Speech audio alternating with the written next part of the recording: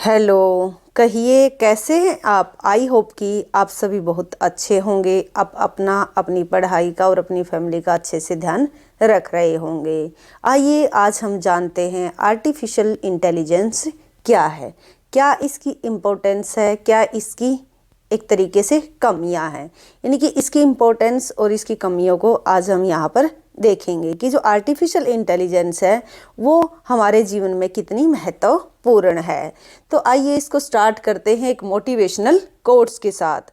उठो जागो और तब तक मत रुको जब तक मंजिल प्राप्त न हो जाए। दोस्तों, अच्छे रिजल्ट लाने के लिए बातों से नहीं रातों से लड़ना पड़ता है। सही बात है कि हमें अच्छा अगर रिजल्ट चाहिए तो उसके लिए बात करने से कुछ नहीं होता, उसके लिए हमें काम करना पड़ेगा। तो आइए जानते हैं आर्टिफिशियल इंटेलिजेंस के बारे में। जो आर्टिफिशियल इंटेलिजेंस है, ये आर्टिफिशियल इंटेलिजेंस से अभिप्राय एक ऐसे कृत्रिम बुद्धिमत्ता यानी कि एक ऐसी बुद्धि से है जो खुद सोचने समझने चीज़ों को अंजाम देने में सक्षम होते हैं। आर्टिफिशियल इंटेलिजेंस की टर्म का सर्वप्रथम 1955 में जॉन मैकार्थी ने इस टर्म को सबसे पहले यूज किया था। ये इम्पोर्टेंट है, कई बार ये क्वेश्चन पूछा जा चुका है कि जो आर्टिफिशियल इंटेलिजेंस है, ये वर्ड जो है एक तरीके से जो इस टर्म को सबसे पहले किसने यूज किया था, 1955 में जॉन मैकार्थी ने।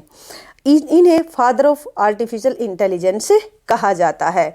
जो artificial intelligence and climate change, यानी कि जो आर्टिफिशियल इंटेलिजेंस है वो क्लाइमेट चेंज के साथ किस तरीके से संबंधित है। आर्टिफिशियल इंटेलिजेंस जो टेक्नोलॉजी को प्राय भविष्य के द्वार, यानी कि हम सोचते हैं कि ये हमारा एक तरीके से भविष्य है, भविष्य के द्वार के रूप में देखा जाता है। ये भी इम्पोर्टेंट है कि 2022-23 का जो अभी बजट आया है हमारा, उसमें आर्टिफिशियल इंटेलिजेंस को सनराइज टेक्नोलॉजी के रूप में बताया गया है। यानी कि एक तरीके से उगता हुआ सूरज के तरह इसको बताया गया है। आर्टिफिशियल इंटेलिजेंस मशीनों द्वारा उन कार्यों को पूरा करने की क्रिया है जिनके लिए ऐतिहासिक रूप से मानव क्षमता यानी कि जो दिमाग है मनुष्य का या बुद्धि की आवश्यकता रही है।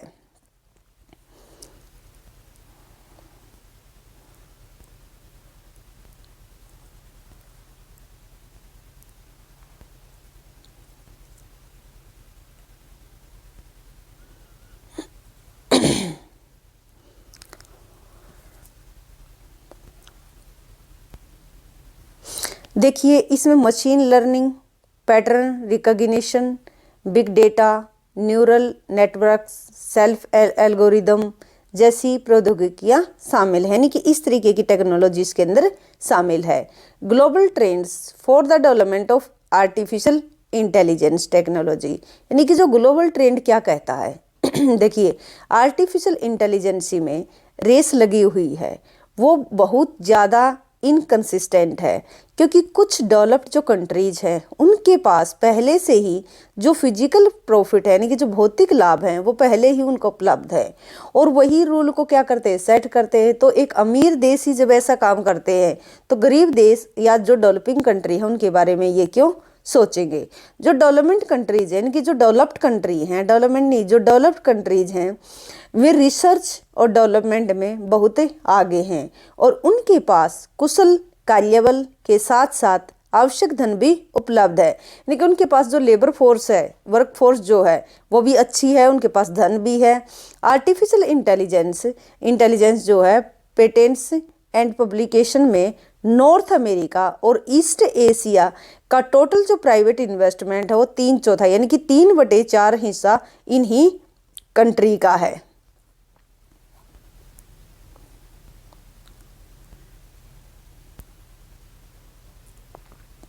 अब देखिए, जो विकासशील और अल्पविकसित देशों को इस टेक्नोलॉजी का बहुत ज़्यादा लाभ नहीं हुआ है, क्योंकि बहुत ज़्यादा लाभ इनको प्राप्त नहीं हुआ है। इसकी इम्पोर्टेंस देख लेते हैं कि जो आर्टिफिशियल इंटेलिजेंस का उपयोग जलवायु आपात स्थितियों के प्रभाव की भविष्यवाणी के लिए किया जा रहा है। यानी कि फ्यूचर में अगर मान लिया जाए कि कोई भी हमारे ऊपर जलवायु एक तरीके से कोई भी आपात स्थिति अगर आने वाली है तो आर्टिफिशियल इंटेलिजेंस से क्या लगाया जा सकता है कि बाढ़ आने वाली है, भूकंप आने वाला है, तो ये जो आर्टिफिशियल इंटेलिजेंस है एक तरीके से प्रिडिक्ट करेगी। इस तकनीक का इस्तेमाल जापान में प्राकृतिक आपदा से सतर्क रहने के लिए किया जाता है। अमेजन में वनों की कटाई पर नजर रखने के लिए इस टेक्नोलॉजी का यूज किया जाता है। चीन में हरित और स्मार्ट शहरों के डिजाइन करने के लिए इसका टेक्नोलॉजी का यूज किया जाता है। जलवायु में जो परिवर्तन हो रहे हैं उनको फोरकास्ट करना, यानी कि जो भी इन्वायरमेंट चेंज हो रहे हैं उनको फोरकास्ट करना, प्रिडिक्ट करना कि क्या होने वाला है, इस टेक्नोलॉजी का वहाँ पर यूज किया जाता है।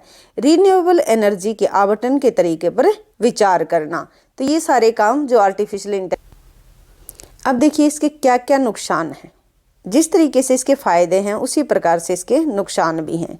तो देख लेते इसके नुकसान क्या है कि जो आर्टिफिशियल इंटेलिजेंस है अगर ये गलत हाथों में पड़ जाए तो यह पूरी दुनिया का विनाश कर सकती है। अब इसका एग्जाम्पल ले सकते हैं जो रजनीकांत की रोबोट मूवी है, आपने वो मूवी देखी होगी कि उसमें जो रोबोट वो किस तरीके से तहस नहस कर देता है।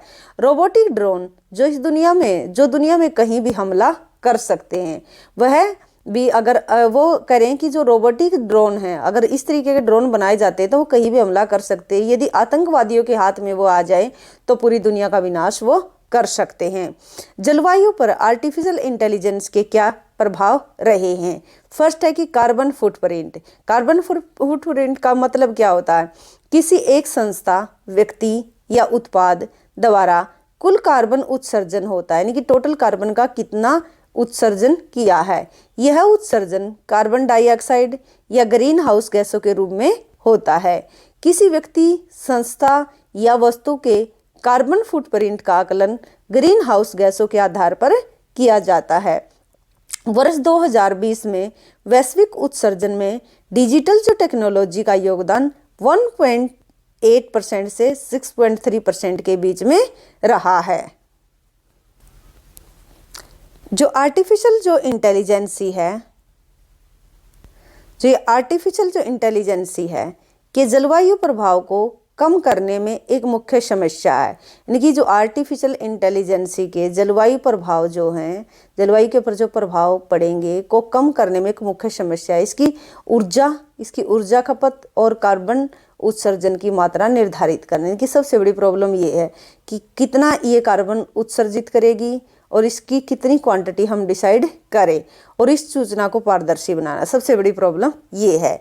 विकासशील और अल्पविकसित देशों की समस्या, इन देशों को विशेष रूप से, यानी कि विकासशील देशों की, ये तो सिंपल समस्या है कि भाई ये प्रॉब्लम है। अब ये करें कि जो डेवलपिंग और जो डेवलप एक तरीके से विकासशील और अल्पविकसित, यानी कि जो डेवलपिंग और जो अंडर डेवलप कंट्री है उनकी क्या प्रॉब्लम है। उन प्रॉब्लम को देखते हैं कि इन देशों को विशेष रूप से चुनौतियों का सामना करना पड़ रहा है, क्योंकि आर्टिफिशियल इंटेलिजेंस और जलवायु प्रभाव के बीच के संबंधों पर वर्तमान प्रयास एवं आख्यान विकसित पश्चिमी देशों द्वारा संचालित किए जा रहे हैं। इसके लिए हमें क्या करना चाहिए, रिसर्च एंड डेवलपमेंट को बढ़ावा देना होगा।